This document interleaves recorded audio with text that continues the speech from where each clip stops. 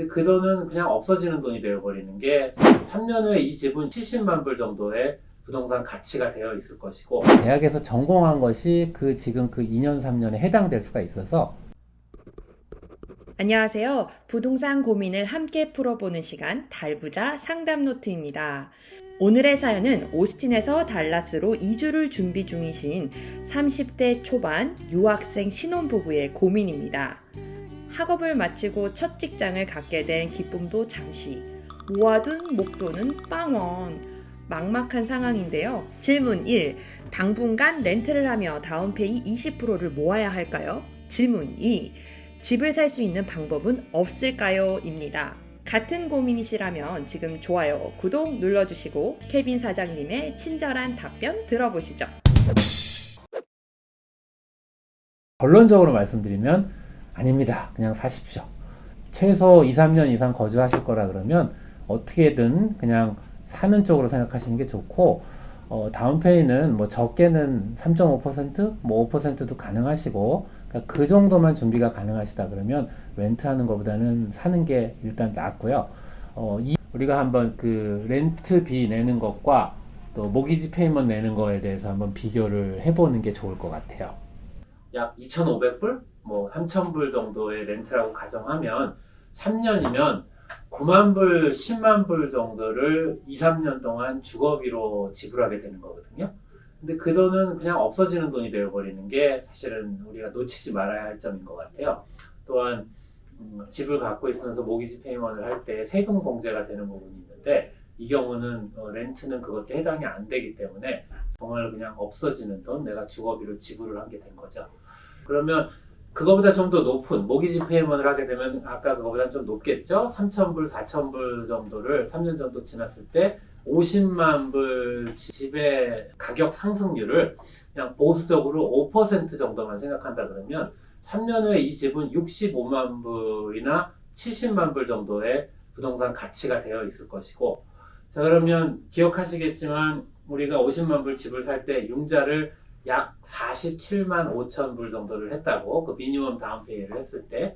그럼 이제 조금 어느 정도 갚아진 게 있어서 한 45만 불 정도의 그 원금이 남아있다고 생각을 할게요. 그러면, 물론 이제 집을 파실 때 어떤 부동산의 비용으로 이렇게 들어가는 것까지 감안을 했을 때, 자, 아까 65만 불, 70만 불이 됐기 때문에 15만 불에서 20만 불 정도의 그 차액이 발생을 하거든요. 그러니까 내 그 어떤 부동산 소득으로 생기는 거가 되겠죠. 그렇다 그러면 그 전에 렌트를 했을 때 지금 약 10만 불 정도를 내가 돈을 쓴 것과 지금은 더 많은 돈을 낸 것 같지만 나의 수중에는 15만 불, 20만 불 정도의 매매 차익이 발생을 한다는 것이죠. 이것이 어떻게 보면 지금 다운페이를 좀 적게 해서라도 방법이 있다 그러면 구입하시는 게 좋다라는 그 이유가 될 것 같네요. 그러면 이제 매매 차익이 발생했으니까 또 세금을 내야 되지 않느냐 또 걱정하시는 분들이 많아요. 네, 맞습니다. 이렇게 거주용으로 내가 살게 될 때는 개인의 경우는 25만 불까지, 부부의 경우는 50만 불까지의 매매 차액에는 세금 면제가 됩니다. 뭐 지난 5년간 2년을 살았다는 증명이 돼야 되는 건 하지만 내가 실제 거주용으로 사용한다 그러면 세금도 안 되고 매매 차액을 기대할 수 있는 그런 경우가 되겠네요. 권장사항이죠. 많이 좋은 권장사항이고 꼭 그 필수사항은 아닌 것 같고요. 20%를 모으려고 집 구입을 미루다 보면 집값이 또 많이 오르고 또 생각같이 그 다운페이를 모으는 것이 잘 안 될 때가 많은 것 같아요. 적게 다운페이 하는 어떤 3.5%, 5% 다운할 때 어떤 월페이먼이 나오느냐, 그 다음에 그 월페이먼이 내가 감당할 만하냐 아니냐가 일단 계산해 보셔야 될 것이고, 또 물론 은행에서도 이 사람이 이 월페이먼을 감당할 만하다 아니다를 심사해보고 마지막 승인을 주는 거니까요.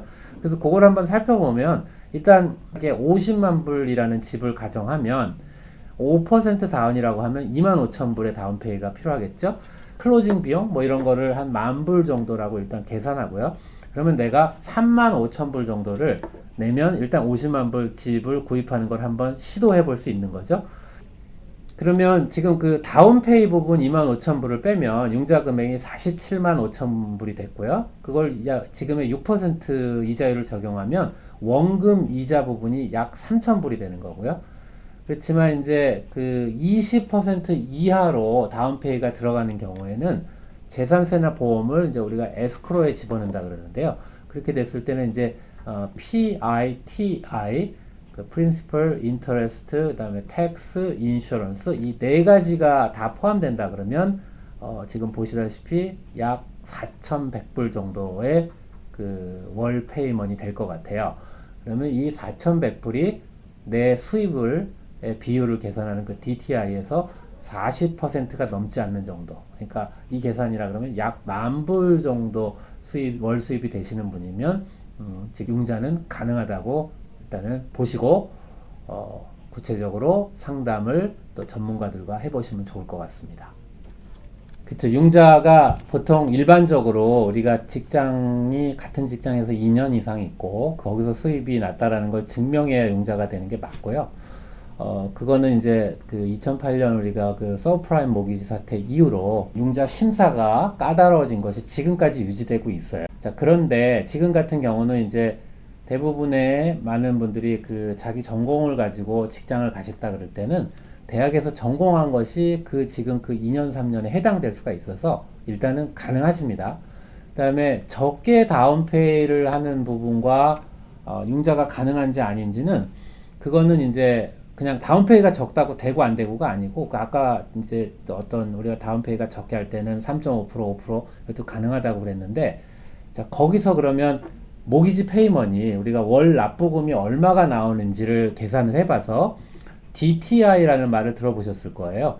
그 Debt to Income Ratio라 그래가지고 내 그 모기지 페이먼이 내 월 수입의 일정 퍼센테이지 약 35%에서 45%를 얘기하거든요.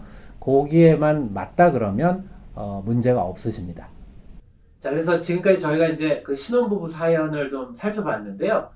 또 이렇게 각자 그런 사연들을 좀 댓글에 남겨주시면 좋은 영상으로 또 다시 만날 수 있도록 할게요. 오늘 영상이 도움이 되셨다면 좋아요, 구독, 알림 설정 부탁드리고요. 예, 또